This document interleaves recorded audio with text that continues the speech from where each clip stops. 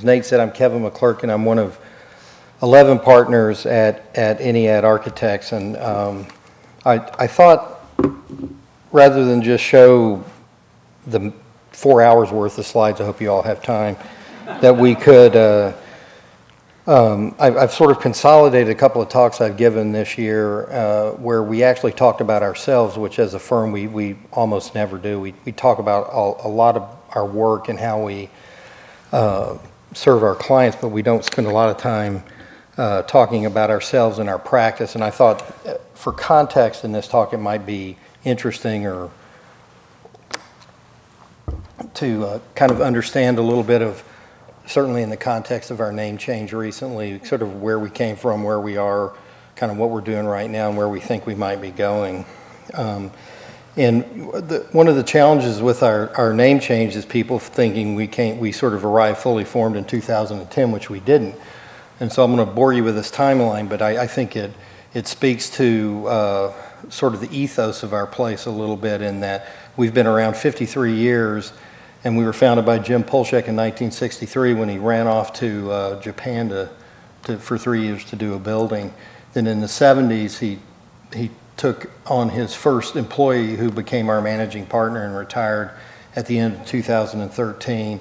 And these two guys, we couldn't say enough good things about Joe Fleischer and Jim Polshek and the thing that we have today, and that at least for me, I think is of some value and can certainly add value. So in the 70s, we did a lot of small projects. Most of us who were partners and the majority of the leadership of our firm showed up in this time. And then in 1994 is really about the time that we began to hit, and a number of the projects that we were doing got a lot of national notice. And so sometimes when we're speaking, people don't really realize we had been around for 20 years, seasoning as a practice, and really very much driven by sort of Jim and as the leader of our firm.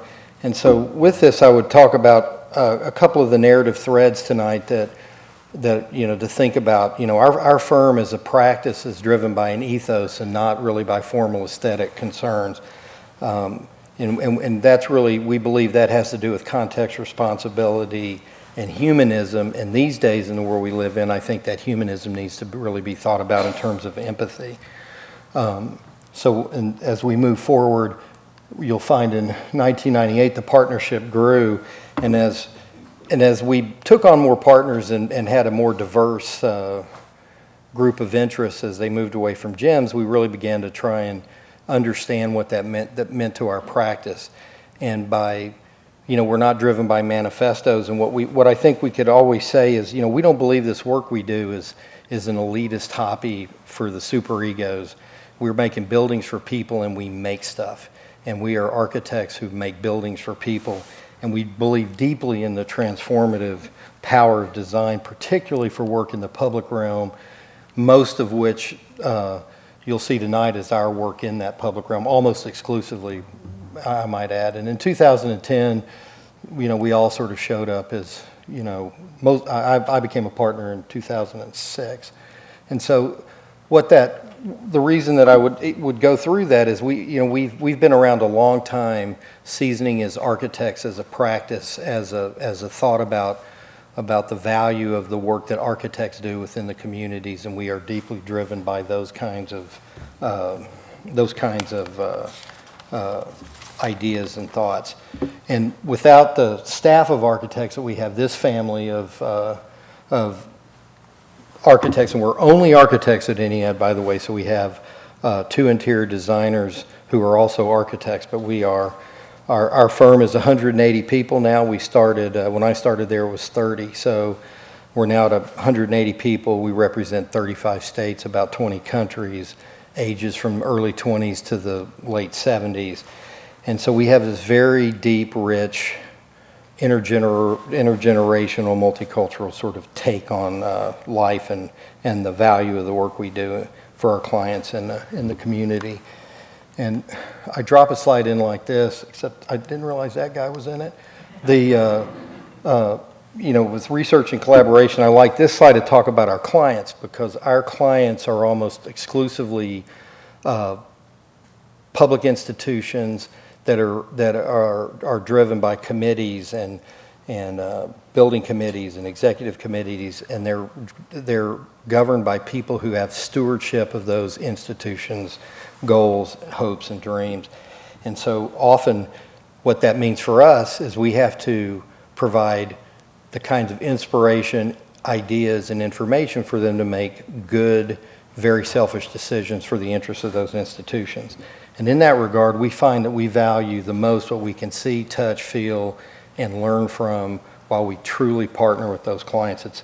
It is the thing that we find valuable and makes the work that we do real. And this is a results business, as the architects in the audience will know.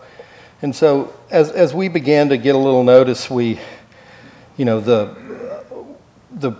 project types that we do are quite diverse. So we work in the cultural, institutional, infrastructure, healthcare, and we have in our time as a practice have looked for projects that we thought we could add value to, and that we hope others would think so too.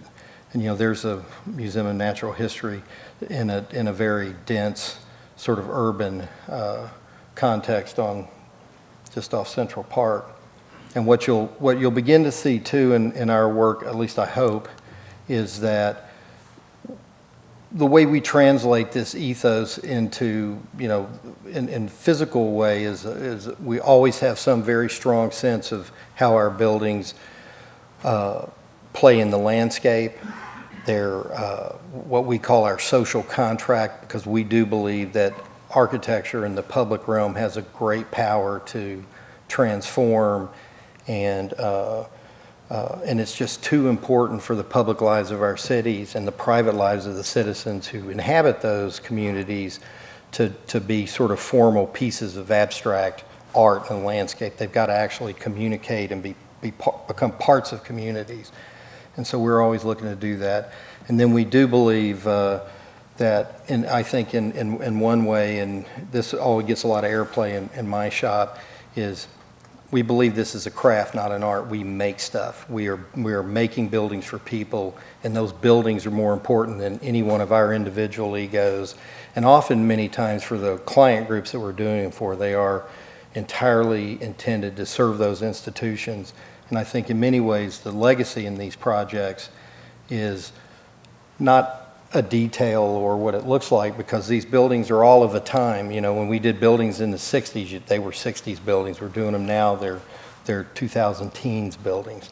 And for example, in the Clinton Library, which again is a institutional job, this was a 30-acre site in Little Rock that was a brownfield site, derelict.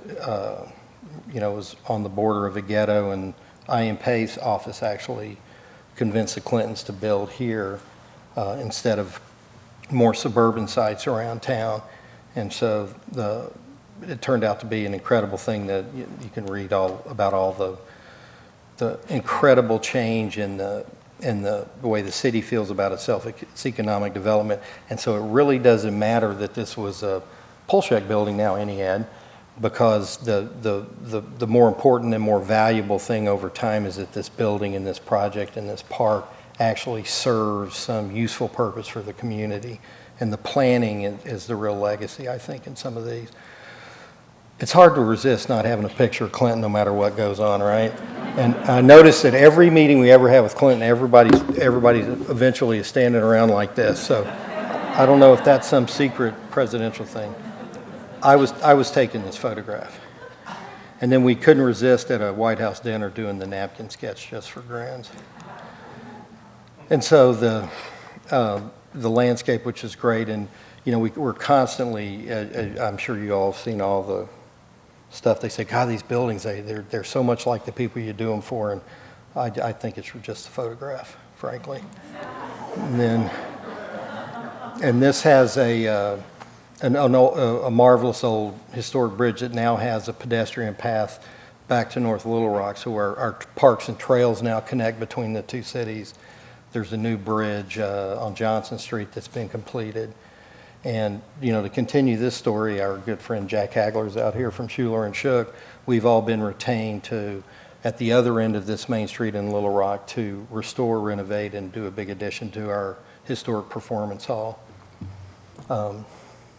which is a national shrine in Arkansas because Elvis sang Hound Dog there for the first time in 1956. Again, we do a ton of performing arts, and these first group of projects are the sort of Polshek era projects before 2010. And this is a symphony hall in Omaha, which the last industrial property on the Central Park of Omaha was a Swanson frozen TV dinner thing. So we got to take that down. Lawrence Halpern did this park back in the 70s and do a new symphony hall with a symphony hall and a small performance hall, and a really great job. This is the Newseum. Again, this is a mixed-use building, so it has a very different enterprise, one that's commercial, cultural, institutional, and it's on Pennsylvania, as Nate said, down from the mall and across the street from the East Wing by I. M. Pei, the National Gallery, the Canadian Embassy, Arthur Erickson, I believe. We think of all kinds of ways to organize this. The people that ran this institution were from Gannett, so they were all newspaper guys. So we talked a lot about newspapers. It made them very happy. And then this is a thing that we've done. In D.C., everything's 100 feet tall, and we put a big hole in this building and put a jumbotron back here so the news could be broadcast onto the mall. So in this thing, we have a museum, the Freedom Forum Foundation, more museum, and then a 12-story apartment house. And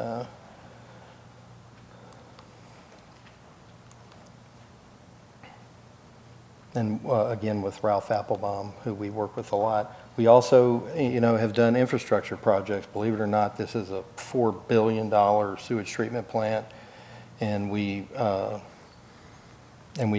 city paid for his very fancy pants French lighting designer to make it look like Miami Vice. But this is, again, we consider this public work. This is a huge component of the infrastructure and the livability of our city, and we were actually hired because of our deep roots with public agencies to sort of dress this up. And we started this project in 1988, and for the architects, we were drawing ink on Mylar, getting KC5s and putting Pantone on them. And now we've got, jet pilot kids that would do this in 30 minutes, and this was like days worth of work back then. So we cooked up a kit of parts that we hope would last and still look fairly clean and fresh at the end of the project, which will be next year. And a huge component of this, which again for us is really great, if you think about design as equity and the service and the value we can be in our communities, is the city gave back some of the waterfront and some public space. People get married up here, which is crazy, right? But they do. And then I included this. It's very modest compared to the other projects. It's a new law school building at Penn State. Probably 70% of our work as a firm is higher ed, and we are deeply committed to that, which we'll talk about more. And this was an interesting project in terms of its context because there was no context. The reason I include this diagram is there was an arboretum that's now here. There was a new business school by Bob Stern. These are all Joe Paterno's intramural fields, and this was a big lawn. So the inflections of this building when we were planning it were trying to anticipate pieces of the project, the campus that weren't there, and it was on the outboard sort of countryside of the main core campus. And so it looks a little funny sitting out there now, but now as the arboretum comes and everything, we hope that this thing will then sort of feel comfortable. And Penn State is in the real forefront of sustainability green roof technology, and really great.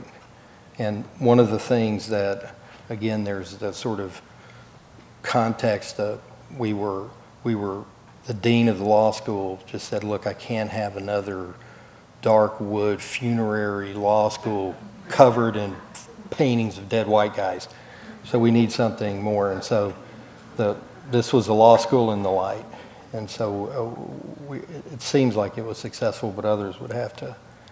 So what does that mean now? So we've done that. I tried to, I'm sorry I'm rushing a little bit, but and to paint the sort of picture of the ethos that Jim Polshek brought to this practice, and the way that he raised all of us and said, architects, in some instances, if you can, you should. And at the heart of that is actually trying to add value and to bring some sense of sort of public and civic responsibility. So where are we now? Now that we've gone from a single sort of bella figura, if you will, to our collective. We used to think when we were all there as younger guys, we were this 30-person firm running and picking off great jobs from the big firms, and now we think, oh my God, we're this big lumbering elephant, what are we going to do? But the only way we could really sort it out, and this is a few of us, said, well, what we are is a butterfont, so we have to accept it. And so we sort of take this in sort of a tongue-in-cheek way of saying, the ethos of this practice that was founded and set up and we were all raised in should be scalable. It shouldn't have to be. Why can't 200 people be driven by the same core values and ethos? And I think the reason that we can is consistently over the 50-year history of this firm, the architects who have come and worked with us have all been remarkable people who believe in this type of work and so I think it's certainly those guys. So now what do we have? We've got all these partners, and we don't have studios. We don't have any specific roles or behavior. We call ourselves designers or managers to make ourselves legible to other people. I got a haircut to see you guys. But so now we as we're out there trying to move forward into this new sort of sense of ourselves, and that changing our name to Ennead was the end of about a 20-year transition that Jim Polshek started himself. And so it's been we felt like we needed a name that was more reflective of what we were. And what we do realize back in this, and none of this will be any earth-shattering thing, there's so much time given to the technical aspects and innovation and technology, and then design, and then managing a practice. Some of us actually manage our practice and work hard to make sure it's a viable commercial concern, a profitable one. And yet all of these things are part of a practice of architecture, and they can't be the things that keep it from having some universal lasting value in the work that we do.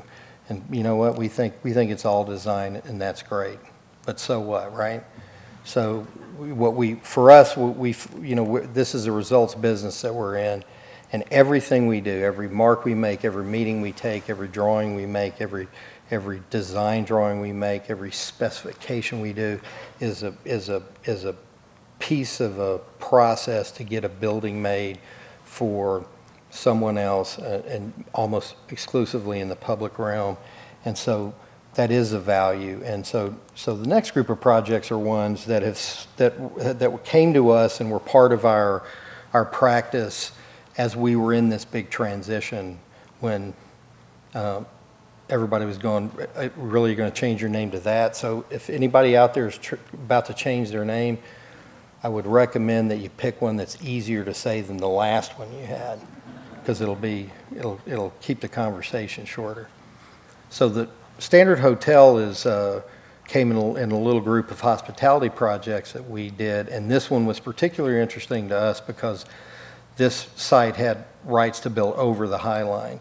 And so for us, the great potential for this job, this was a marvelous project if you all haven't been there, with field operations, Jim Corner, and Dillers Cofidio.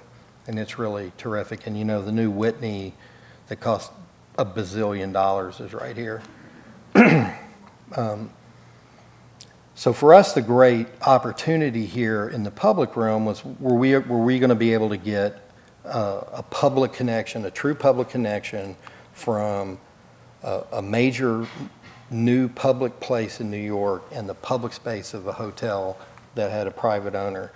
The answer was we could not get it negotiated with all the powers that be, but we did get to a point where with everyone that it can still happen as policy and other things change. So for us, it was a great project, and one that turned out to be wildly popular with our colleagues, which we appreciate. And it has become something of a cultural icon in and of itself throughout the meatpacking district of New York. And this, I'll never understand why somebody would pay like $1,000 a night to sit in a tub and look at New Jersey, but people seem to, this seems to be this is the hottest room in the going. So there's a bar, there's a couple of bars and all kinds of stuff going on up at the roof of this building. And this was sort of taken, our interior design partners, this was a take on the old Windows in the World that Warren Plattner did. And then they do everything here. It's just fashion shows. Andre is a patron of the arts. And so I think this is Family Guy. We even made it in Family Guy. So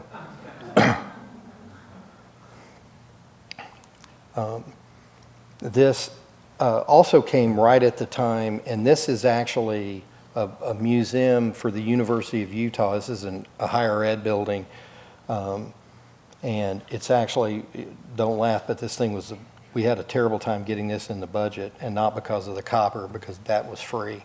But this was a very strapped state budget, and this is a natural history museum, and it's on the prehistoric shoreline of the ancient sea, and it's just really a remarkable place. And so it was very easy to draw inspiration from the landscape and here.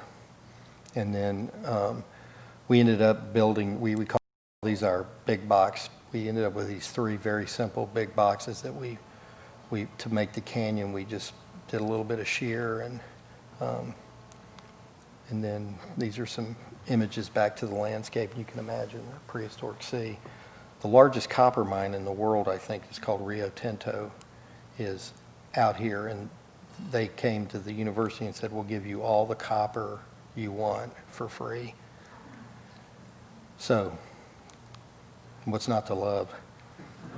And you'll see in the inside again, buildings cost money, ideas don't. So I like to say that it's, a good idea in a client in an institution that has goals and a mission and hopes and dreams. Ideas don't cost money, buildings do. This is entirely out of sheetrock. This entire project is drywall, and very simple. I mean, that's not so simple, but the construction is very simple. And this is, you can see and Ralph Applebaum again, who does spectacular museum exhibits that cost more than the building. And then they do a lot of research and archaeological work here as well, and then in the summer. But so this, I think, was a very successful project for one. Another very large part of our practice, and has been since the 60s, has been renovation, restoration, and adaptive reuse, whatever you want to call it. And as we all know, that is the most sustainable thing we can do, is reuse and repurpose existing buildings. I love this project not only because I got to be a part of it, but I think it represents, at least for me, the true meaning of sort of modesty and humility and stewardship of someone else's work, and an opportunity to to do the first technical upgrade to Lou Kahn's first major commission, and then restore and renovate Sword Out, and then the original art museum from the late 19th century was a project that we worked on for 17 years. We got this job in 1995, and then it led to all sorts of other things. But this was entirely a technical upgrade. There was the design work here. The design work here was how to thermally enhance a 70-year-old Hope's window wall and clean up the masonry, and so for us this was kind of a labor of love, and one that we felt deeply responsible for, not only because it was a Lou Kahn project, but it also deserved to be treated that way. And for the next architect, for me, it's a significant thing to say you can do the right thing and you can be in the background and not be the most important piece of every conversation. And so, these become editing. For those of you all who have ever been in this building, it was full of, it was never realized as gallery space for art. And so our mission was to clean out the old building and make it all gallery space. So for the first time in its history, it's that. And then it doesn't hurt to have really good art either. But so to restore and renovate. And one casualty here for one group, the Cambridge 7 did a very well-known kind of seminal gallery space in the ceiling of this Sword Out building, and it was a casualty of this project. And we did look to save it, but it got no love from the university, so that's too bad. It was a great project. We added some accessibility things, cleaned up the old building, and we love all these buildings. So there comes this other type of work in higher ed for us, where we have patron clients, and Stanford, the University of North Texas, and NYU would be our patron universities. We're on our 7th project at Stanford, and I thought, and what's interesting about this to me personally is the kind of, this represents about 20 years worth of work, and over time the sort of relationship that you have as a practice with the campus, with the buildings. In 1989, Northridge earthquake rattled the old art museum. So the first project was to restore, stabilize the old art museum and do a significant addition to it. Oops. And then you'll see, we did another little building over here that just opened earlier in the year. So this was, again, and when you think about context in the most literal sense, this is in Stanford, and it's full of clay tile roofs and stucco building. And so for us, being sensitive to that is not about being nostalgic, because we don't really believe nostalgia is the way to do this. But this sort of straight restoration, we have a lot of expertise in this, and we love that work. And then this is the Anderson Gallery, which 20 years later had just opened in the fall, and is a great little project. I wish it was mine, but it's ours.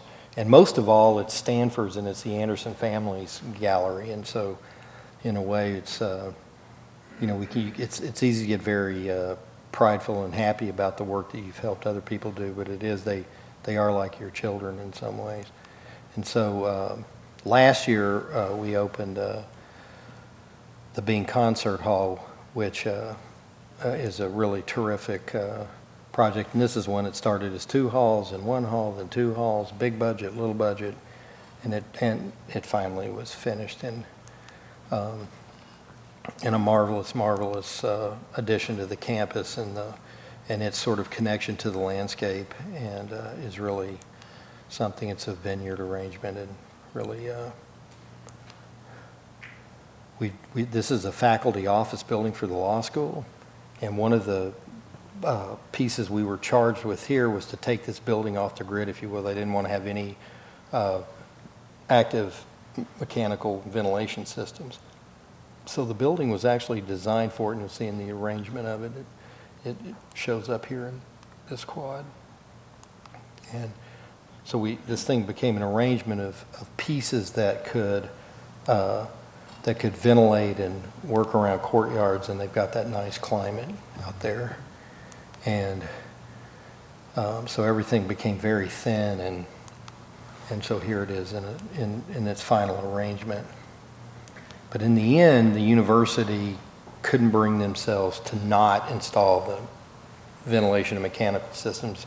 It's in, but apparently not on. So they're not expending the energy on it, but they spent the money on it. And so this is I think one of a very successful job for all of the kind of givens here. So, Texas. Ennead didn't show up in Texas just because this last rush of TRBs, although I know everybody in America's here. But we have actually been in Texas consistently working on projects since 2000. And we are here partnered with our friends. They were formerly Carter Burgess, now Jacobs, and we are on our 7th or 8th project with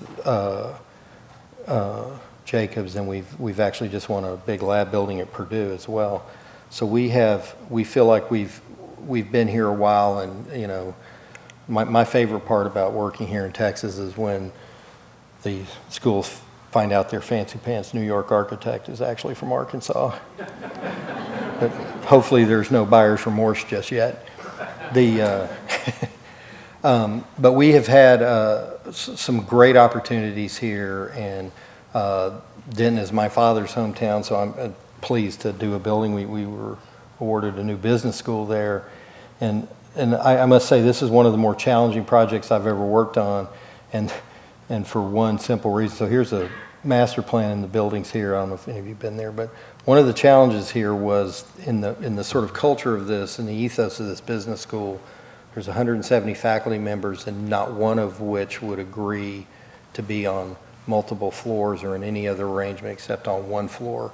And after several months of haggling with them, they said they would not relent.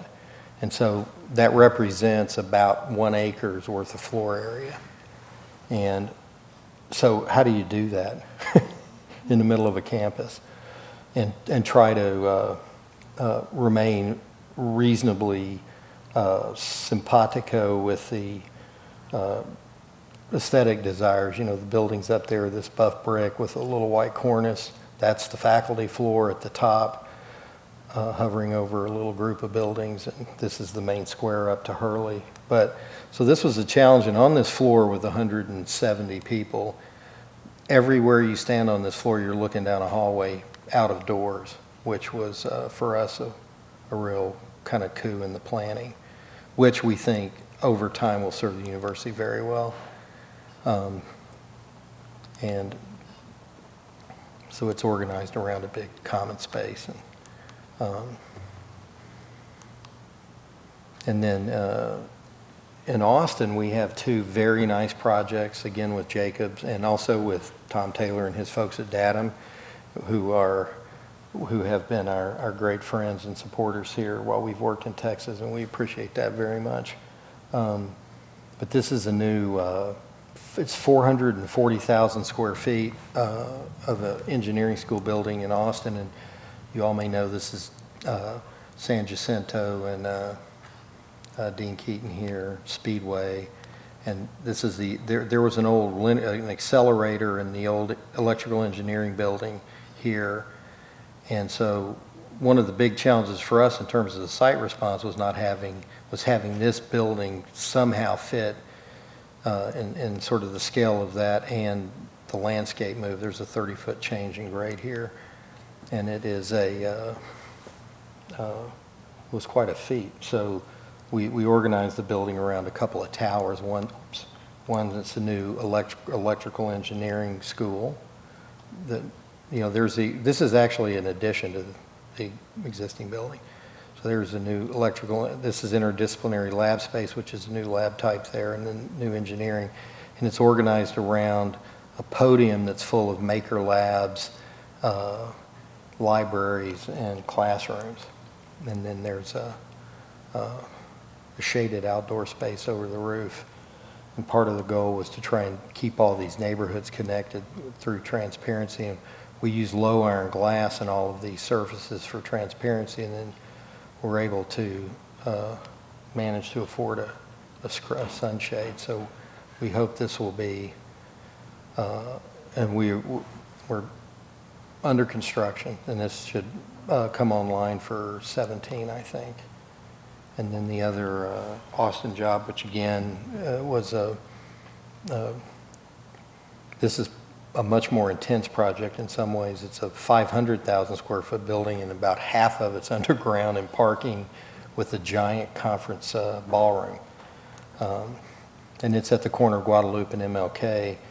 And the business school actually is a part owner in the Lake Flato AT&T Conference Center, so these things are very connected. We're closing Whitus here, and we've got a nice outdoor space here between the two that can be shared. And so it's like 80 feet in the ground with parking, a giant ballroom for, it's a 50,000 square foot conference space that's connected to if you're familiar with AT&T, and then various business school pieces. And this is the Graduate School of Business, and this was also one in which the academic unit wanted to fundamentally change the ethos of the place and rethink how they were actually teaching in classes. So the programming and schematic phase of this was really something, and we hope that also the planning of this over time will continue to serve them well. So what's next? For us, we came out of the downturn, like I'm sure many of you all, and for us, we said, oh my God, we work all over the country, we've done a few jobs around the world, but we're really a regional firm, and we're really going to need to work in a much bigger national economy and a world economy. And so we said, what we need to sort of think about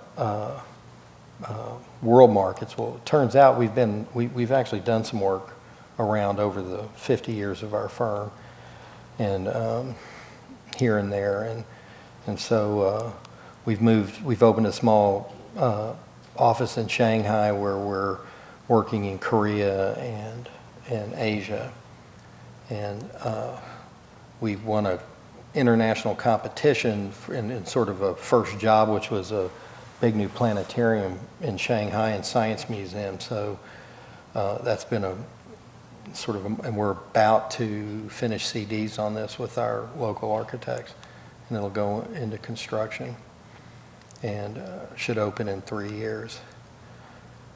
And we think this will certainly, it makes, at least for us, it's comfortable to move from cultural work in the States to cultural work in Asia. And one of the things that I'm very interested in here is we've been working with some government developers, and they are built, as you all know, the Chinese are building these giant new cities all over the place, and there's 80 billion being spent on some of these around Shanghai and around the country, and many of them are driven to science and technology or research and development or entrepreneurship. But the ones that we've seen, and these are ones that we've actually won as competitions, are heavily weighted towards infrastructural work and sustainability, and models of how carbon footprints, air quality, and things can come down, and that I think is some real value that architects here can add in Asia. There are some agencies that report 53% of all building is going to be in, between now and 2050 or 2030 is going to be in Asia and North America. So, if we're going to get these kinds of large-scale sustainable issues in hand, we need to be there and be a part of that conversation. And so I think that's where those are useful models from the States that we can take to Asia, as opposed to the one where we consume more energy than everybody on Earth combined. And so these are very, very large projects. This is about a mile from here to here. And so again,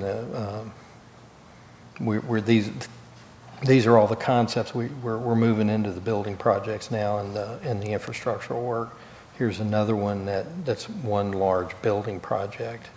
But again, government funded, there's a lot of will there to spend money on infrastructure and programs. And it's a new thing, and it's encouraging. So I'm probably going to make it. We're hot off the presses from our shop and work. We're part of an IDIQ with 10 other firms, five firms to do new embassies and consulates around the world, and 5 firms to do renovations and restorations. And the best part of this program is that we're not competing with those 10 firms for any of this work anymore. So that's great, because they're all really superb architects, and we're thrilled to be in the company. But our first assignment was a new embassy in Ankara. And this is a very condensed version. It represents the last 6 months of our design work.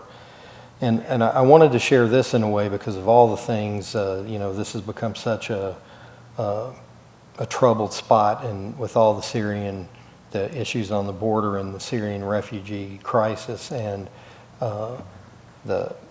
it's very timely, and sort of the projection of sort of U.S. diplomacy and things here is, so there's a lot of heat on this, and a lot of but Ankara is a funny town.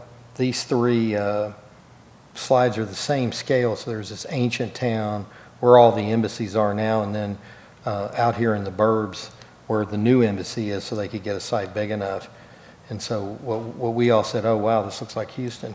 And so without any real context to hold on to here and really draw from in a way that's specific to this site, we began to look at models, Turkish models, and after a lot of that, we ended up on an idea called the Qilin, which is all in one, and Sinan was their great mosque architect. But these are compounds that not only took care of religious life, but there were hospitals and schools and commercial pieces, and they were all the components of a small city that were part of the compound, very much the way a U.S. embassy works.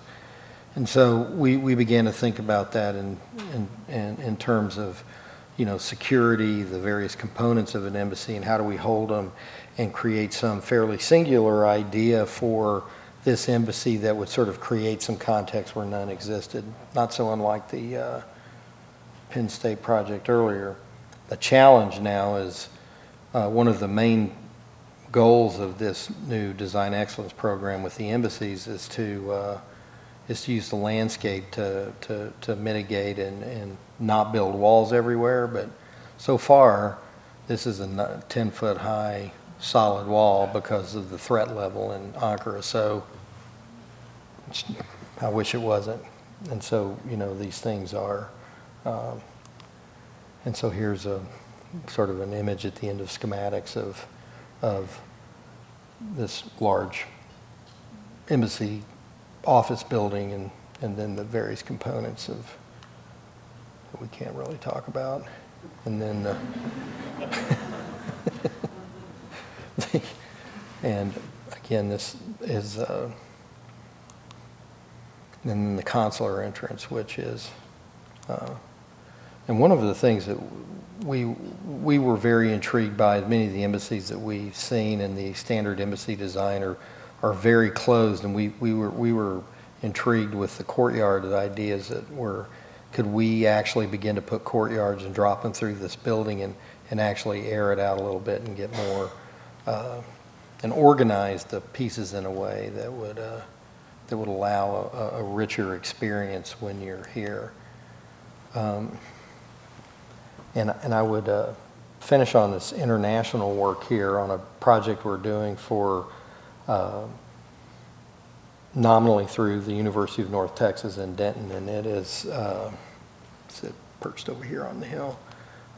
Through some academic connections I have there of environmental philosophers, they have this, they've founded a biosphere reserve in Cape Horn, and about 10 years ago these friends of mine came and said, well, maybe you guys could help us on this, and so I took it back to my partners, and of course, what's not to love in Cape Horn? It's a highly sustainable thing, so we sort of taken it on as kind of a labor of love, because there's certainly no money in it. And this is the way we all think of the world, right? So, but if you're in Cape Horn, I think this is how you think of it, right? And at this latitude, there's only 2% land mass in this latitude, and where we are roughly, I think there's, I don't know, 80 or so. So it's an interesting thing. It sort of highlights the fragility of it in a sense. And here's some, I was there 2 weeks ago, and we navigated the Beagle Channel and took the same trek that Darwin did in the 1830s as he was doing his origin of species research, which came much later than this. And so we were off the grid for 2.5 days wandering through but they somehow managed to pipe in the Chile-Brazil World Cup qualifier. So we were nominally off the grid. And it's a very small building of about 20,000 square feet, and it represents a scientific research station for UNT and their partner universities, Catholic University in Santiago and Universidad de Magallanes and Punta Arenas, and some Scandinavian universities. And so there's a research component with a couple of apartments, a public thing that they use for not only the community and the region, and then an educational component as part of this is a school of ecotourism. This group and the Amora Foundation and is very interested in public policy, because they see the ecotourism is coming, and ecotourism is anything but sustainable, and so they're working very hard to be out in front of the policy issues. So this is sort of a marvelous. This is the most popular project in our office, not surprisingly, and then this is a very well-known mountain range here called Los Dientes. These kind of jagged teeth, and we're in CDs on this with our local firm, and it should be open probably in the spring of 17. So I wanted to end here, and the reason I would is I think what I probably poorly articulated early at the beginning of the talk on sort of the things that truly drive us, the ethos of our firm, and our belief that architecture in the public realm has tremendous significant cultural value to our communities and the people that live there, and it's just too important to our communities not to be taken seriously. And one of the things about our practice is, I think the only constant in our practice is that it has always evolved over time and changed with the makeup of the partnership. It's going to continue to change, and one of the things that I think I've been the most proud of, not just as an architect, but one that hopefully making a difference in the work in our own office and our community and in the other communities that we work in, is a great tradition that Jim Polshek started about public service and being active, being advocate architects, being a part of a community, making a difference in the lives of the community. And we have always had staff and been very committed to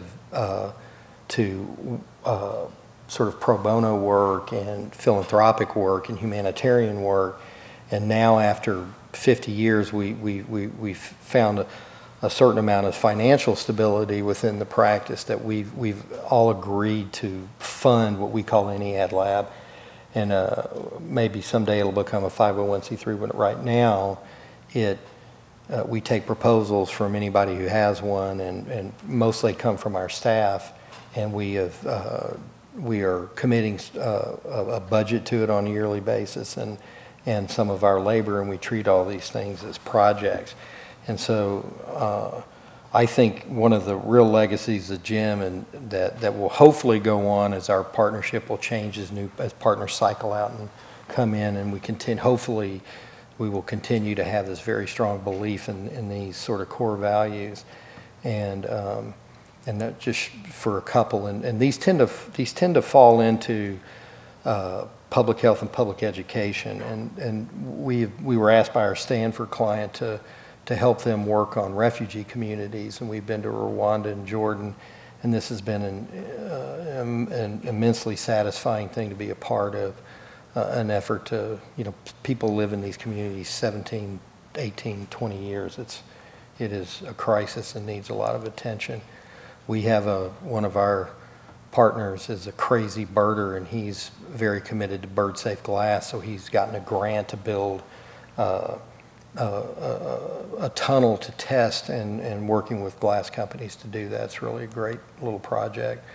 If we think of design as equity and doing some good, we're working with a small group in upstate New York who has it's called Heroic Food Farm, and it's a group who, with organic farming as a way to cycle and introduce soldiers back into the community as farmers. This is really, and then we are working with a remarkable woman in the Bronx named Majora Carter, and if look her up, she is an incredible community advocate, and she is starting these startup boxes, which are entrepreneurial incubators for high school students with technology. And so we have been working with her to get this one going in the Bronx. And so I think with all the projects we do and all the things that I hope we can contribute, and hopefully some of it showed here tonight, I think the sort of modesty and humility of our staff and our architects and that believe this is valuable, I think is one of the great legacies, not of just Jim Polshuk, but hopefully will continue with our firm. And I would end it this way, that we all of this, I say this with we are not without ego, and we have 11 of them, and we believe we're good at it, and we believe that they can barely be kept in check, but and that I think we have this incredibly talented staff and firm, but it's not talented enough to get by on talent alone. There's got to be a bigger idea and a bigger reason to be doing what we do, and believe that it's valuable. And I believe ultimately, and I think our firm does, that creativity and innovation find a way if there is some belief that actually has some value in the work that we do, and we certainly think it does. So anyway, thank you all very much.